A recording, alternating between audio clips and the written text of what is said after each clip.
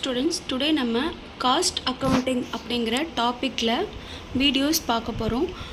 Cost அக்கௌண்டிங்கோட introduction தான் இந்த வீடியோவில் நம்ம பார்க்க போகிறோம். Part 1 video.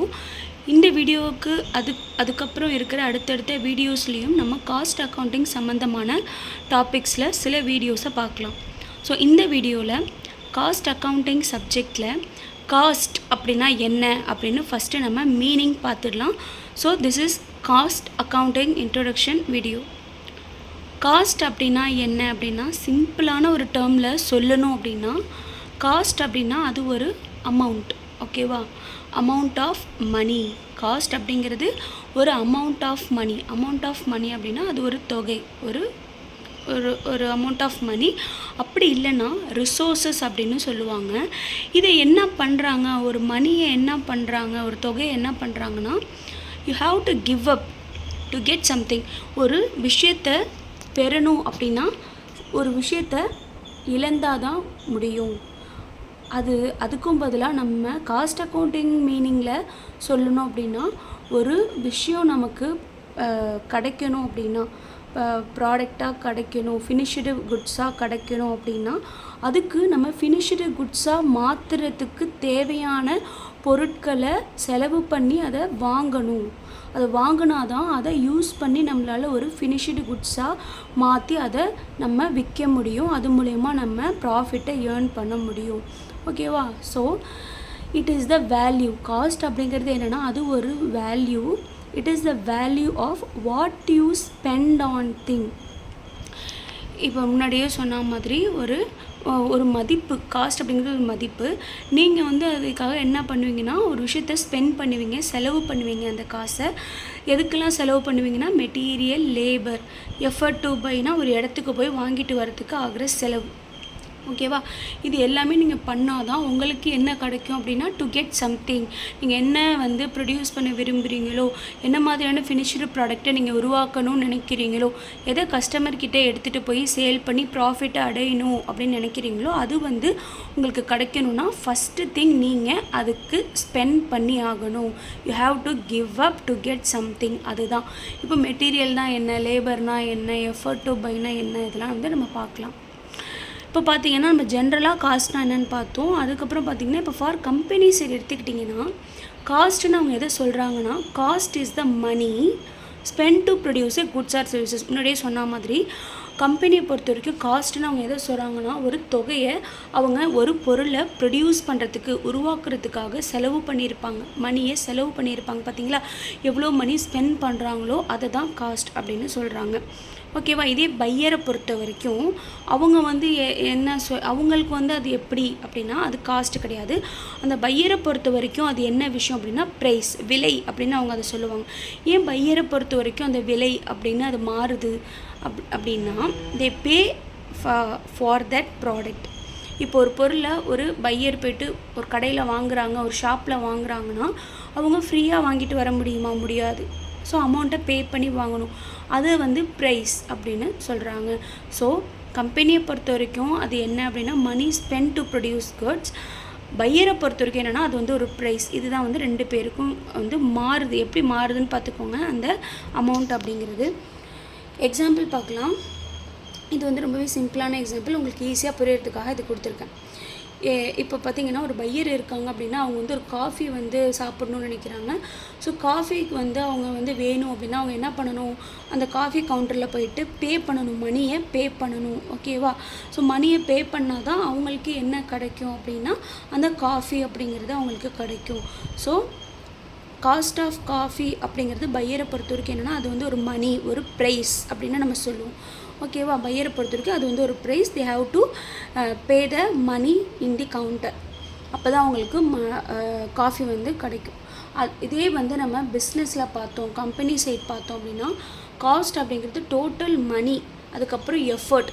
அவங்க எவ்வளோ எஃபர்ட் போடுறாங்க, ஒரு ப்ராடக்டை ப்ரொடியூஸ் பண்ணுறதுக்கு எவ்வளோ எஃபர்ட் போடுறாங்க, அவங்க எவ்வளோ மணியை மொத்தமாக ஸ்பெண்ட் பண்ணுறாங்க, செலவு பண்ணுறாங்க. எதுக்காகனா, ஒரு ப்ராடக்டை உருவாக்குறதுக்கு. அதுதான் காஸ்ட்டுன்னு சொல்கிறாங்க கம்பெனி ஆர் பிஸ்னஸில். ஸோ நம்ம என்ன அப்படின்னு பார்க்கலாம். ரா மெட்டீரியல் வாங்குறது, வேஜ் ஃபார் ஒர்க்கர். இப்போ வந்து ஒரு பொருளை வந்து உருவாக்கணும் அப்படின்னா அதுக்கு தேவையான ரா மெட்டீரியலை வாங்கணும். ஓகேவா? நெக்ஸ்ட்டு பார்த்தீங்கன்னா அந்த ரா மெட்டீரியலை உருவாக்கி ஒரு பொருளை ப்ரொடியூஸ் பண்ணுற ஒர்க்கர்ஸ் இருப்பாங்க பார்த்தீங்களா அந்த கம்பெனியில், அவங்களுக்கு டெய்லி வேஜ் பே பண்ணணும். ஸோ அதுவும் வந்து ஒரு செலவு. அதுக்கப்புறம் மற்ற செலவுகள். ஓகேவா? ஸோ இது எல்லாமே தான் என்ன அப்படின்னா காஸ்ட். இது எல்லாமே சேர்ந்தது தான் காஸ்ட். காஸ்ட்லேயே பார்த்திங்கன்னா நிறைய டைப்ஸ் இருக்குது. டைரக்ட் காஸ்ட் இருக்குது, இன்டைரக்ட் காஸ்ட் இருக்குது, லேபர் காஸ்ட்டு, மெட்டீரியல் காஸ்ட்டு அப்படின்னு நிறையா காஸ்ட்டோட டைப்ஸ் வந்து நிறையா இருக்குது. நம்ம அடுத்தடுத்த வீடியோவில் அதை பற்றி டீட்டெயிலாக பார்க்கலாம். இந்த வீடியோவில் பார்த்திங்க அப்படின்னா நான் வந்து உங்களுக்கு டைரக்ட் காஸ்ட்னால் என்ன அப்படின்னு எக்ஸ்பிளைன் பண்ணியிருக்கேன். இன்டைரக்ட் காஸ்ட்னால் என்ன அப்படின்னாலும் நான் எக்ஸ்பிளைன் பண்ணியிருக்கேன். இப்போ பார்த்திங்க அப்படின்னா ஒரு ரா மெட்டீரியலுக்கான ப்ரைஸ் ஸ்பெண்ட் பண்ணுறாங்க பார்த்தீங்களா, ரா மெட்டீரியல் வாங்குறதுக்கு அந்த கம்பெனியில். ஸோ எக்ஸாம்பிள் பார்த்திங்கன்னா என்ன ரா மெட்டீரியல்னு சொல்கிறீங்க. ரா மெட்டீரியல் அப்படின்னா என்ன அப்படின்னா, ரா மெட்டீரியல் நிறைய ரா மெட்டீரியல் இருக்குது. நான் உங்களுக்கு ஒரு எக்ஸாம்பிள் சொல்கிறேன். வுட்டு எடுத்துக்கலாம். வுட்டு வந்து என்ன பண்ணுவாங்க, வுட்டை மரத்தை வச்சு அவங்க வந்து ஒரு ஃபர்னிச்சரை மேக் பண்ணுறாங்க அப்படின்னா, அப்போ ஒரு ஃபர்னிச்சர் அப்படிங்கிற ஒரு ஃபினிஷ்டு ப்ராடக்ட் வேணும் அப்படின்னா அவங்க என்ன பண்ணணும், வுட்டை வந்து வாங்கணும். ஸோ வுட்டு அப்படிங்கிற ஒரு ரா மெட்டீரியல். ஸோ இதை வந்து நம்ம என்ன சொல்கிறோம்னா டைரக்ட் காஸ்ட் அப்படின்னு சொல்கிறோம். ஒரு பொருளோட டைரெக்டாக சம்மந்தப்பட்ட செலவை வந்து நம்ம டைரக்ட் காஸ்ட்டுன்னு சொல்கிறோம். அதை டைரக்ட் மெட்டீரியல், ரா மெட்டீரியலுங்கிறதுனால இதை டைரக்ட் மெட்டீரியல் காஸ்ட் அப்படின்னு சொல்லலாம். நெக்ஸ்ட்டு பார்த்திங்கன்னா வேஜ். அந்த ஒரு யார் வந்து அதை மேக் பண்ணுவா, கார்பெண்டர். ஸோ கார்பெண்டர் வந்து அந்த ஃபர்னிச்சரை மேக் பண்ணுறாங்க, வுட்டை வந்து ஃபர்னிச்சராக மாற்றுறாங்க அப்படின்னா அந்த கார்பெண்டருக்கு வேஜ் பே பண்ணுறோம் பார்த்திங்களா. ஸோ அது வந்து லேபர் காஸ்ட் அப்படின்னு சொல்லுவாங்க. ஸோ ரெண்டுமே டைரக்ட் காஸ்ட்டு தான். ஏன்னா ரெண்டுமே டைரெக்டாக அந்த ரா மெட்டீரியலோட தொடர்புடையதாக இருக்குது. ஸோ அதனால் இதை ரெண்டையுமே டைரக்ட் காஸ்ட்டுன்னு சொல்லுவோம். Direct material cost, direct labour cost அப்படின்னு இதை சொல்லுவோம். அப்போ இன்டைரக்ட் காஸ்ட்னால் என்ன, அதுக்கு எக்ஸாம்பிள் சொல்லுங்கள் அப்படின்னு கேட்டிங்கன்னா, இன்டைரக்ட் காஸ்ட் அப்படின்னு வச்சுக்கோங்க. ஒரு கம்பெனியில் இல்லை ஒரு இண்டஸ்ட்ரியில் பார்த்திங்கன்னா நிறைய செலவு இருக்கும். க்ளூ வாங்குவாங்க, மிஷினரியை வந்து கரெக்டாக வந்து ரன் பண்ணுறதுக்கு வந்து ஆயில் வாங்குவாங்க. அப்புறம் அந்த இண்டஸ்ட்ரியில் இருக்கிற எல்லாத்தையும் க்ளீன் பண்ணுறதுக்காக, ஃபேக்ட்ரியில் இருக்கிற விஷயத்த ப்ராப்பராக வந்து க்ளீனாக வச்சுக்கிறதுக்காக க்ளீனிங் சப்ளைஸ் எல்லாமே வாங்குவாங்க. இது எல்லாமே வந்து என்ன அப்படின்னா இன்டைரக்ட் மெட்டீரியல் காஸ்ட். இன்டைரக்டாக அங்கே இருக்கிற பொருளை சரியாக வச்சுக்கிறதுக்காக செலவு பண்ணுற காஸ்ட். ஓகேவா? அதனால் இது வந்து நம்ம இன்டைரக்ட் காஸ்ட்டுன்னு சொல்லுவோம். பொருளை மேக் பண்ணலை இதை வச்சு, பட் இதெல்லாம் சரியாக இருந்தால் தான் ஒரு பொருளை மேக் பண்ண முடியும். அப்போது இது வந்து இன்டைரக்டாக அந்த பொருளோட லிங்க் ஆகிருக்கு, தொடர்புடையதாக இருக்குது. அப்படிங்கிறதுனால இதை இன்டைரக்ட் மெட்டீரியல் காஸ்ட் இல்லை இன்டைரக்ட் காஸ்ட் அப்படின்னு பொதுவாக சொல்லுவாங்க. நெக்ஸ்ட் இன்னொரு எக்ஸாம்பிள் பார்த்திங்கன்னா இன்டைரக்ட் காஸ்ட்டுக்கு salary for a factory supervisor, security guard. Security இருப்பாங்க பார்த்திங்களா, அவங்களுக்கு கொடுக்குற சேலரி, சூப்பர்வைசர் கண்காணிப்பாளர்லாம் இருப்பாங்க, எல்லோரும் கரெக்டாக ஒர்க் பண்ணுறாங்களாம், ஓகேவா, அவங்களுக்கு கொடுக்குறது எல்லாத்தையுமே வந்து இன்டைரக்ட் காஸ்ட்டுன்னு சொல்லலாம். நீங்கள் ஃபஸ்ட்டு வேஜை வந்து டைரக்ட்டுன்றீங்க, சேலரி இன்டைரக்ட்டுன்னு சொல்கிறீங்க அப்படின்னா டெய்லி பே பண்ணுற அமௌண்ட்டை வேஜுன்னு சொல்லுவோம். டெய்லி கொடுக்குறத வேஜ்னு சொல்லுவோம். அது வந்து டைரக்ட் அப்படின்னு சொல்லிவிடுவோம், டைரக்ட் காஸ்ட். பட் சேலரி அப்படிங்கிறது மந்த்லி தான் பே பண்ணுவோம். ஓகேவா?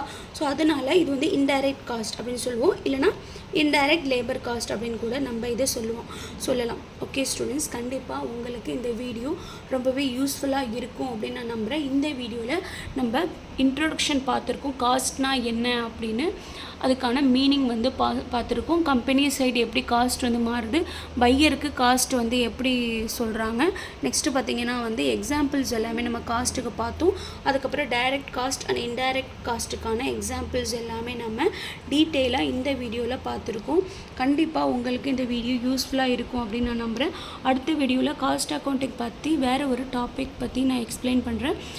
இது வரைக்கும் சேனல் சப்ஸ்கிரைப் பண்ணலைன்னா மறக்காமல் சப்ஸ்கிரைப் பண்ணிக்கோங்க. Channel name study traders. உங்கள் ஃப்ரெண்ட்ஸ்க்கு ஷேர் பண்ணுங்கள். வீடியோ பிடிச்சிருந்தால் லைக் பண்ணுங்கள், மறக்காமல் கமெண்ட் பண்ணுங்கள். தேங்க்ஸ் ஃபார் வாட்சிங்.